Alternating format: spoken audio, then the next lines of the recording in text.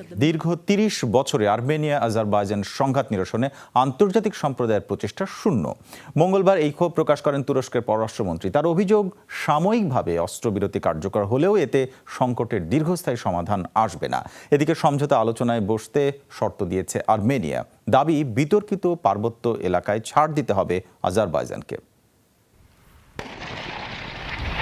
11তম দিনে গড়ালো Armenia Azerbaijan সংঘাত। সমাধানে কূটনৈতিক প্রচেষ্টা থাকলেও নিজ নিজ অবস্থানে অনড় বিবদমান দুপক্ষ। এরই মাঝে আন্তর্জাতিক সম্প্রদায়ের শান্তি প্রক্রিয়া নিয়ে অসন্তোষ প্রকাশ করল তুরস্ক। বাকু সফরকালে দেশটির পররাষ্ট্রমন্ত্রী জানান, সাময়িক অস্ত্রবিরতি বাস্তবায়িত হলেও শান্তি স্থায়ী হওয়ার সম্ভাবনা কম। মানবতা বিরোধী অপরাধ করছে আর্মেনিয়া। এটা স্রেফ যুদ্ধাপরাধ। চলমান সংঘাতে বিশ্বকে নির্দোষ সঠিক দেশের পাশে থাকা উচিত। আজারবাইজানের ভূখণ্ড থেকে এত সহজে আর্মেনিয়াকে সরানো যাবে? তুরস্ক মনে করে না রাতারাতি সমাধানে পৌঁছানো সম্ভব। এরদোগান প্রশাসনের শক্ত অবস্থানে আঞ্চলিক ঐক্য ও স্থিতিশীলতা ফিরবে, এমনটাই প্রত্যাশা ইলহাম সরকারের।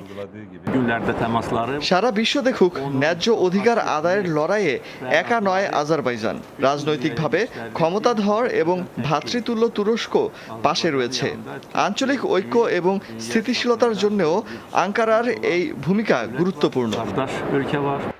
অবশ্য আর্মেনিয়ার শর্ত, নাগোর্নো কারাবাখ অঞ্চলে পারস্পরিক ছাড়ে আজারবাইজান রাজি হলে শান্তি আলোচনায় বসবে তারা। সংকটের মীমাংসা করতে পারবে এমন দেশকে আলোচনায় চায় আর্মেনিয়া। তুরস্কের মতো যারা বিবাদকে উস্কে দিবে তাদের প্রয়োজন নেই। দ্বিতীয় বিষয় হলো, পার্বত্য এলাকার নিয়ন্ত্রণে ছাড় দিতে আমরা প্রস্তুত। শর্ত হলো আজারবাইজানকেও একই নীতিমালা অনুসরণ করতে হবে। আর্মেনিয়া আজারবাইজান সংঘাতের রেশ টানতে হবে প্রতিবেশীদের।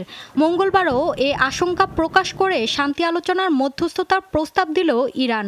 ইলহাম সরকার তাতে প্রচ্ছন্ন সম্মতি জানালেও নিশ্চুপ নিকোল প্রশাসন। মৌলি ইসলাম, যমুনা নিউজ।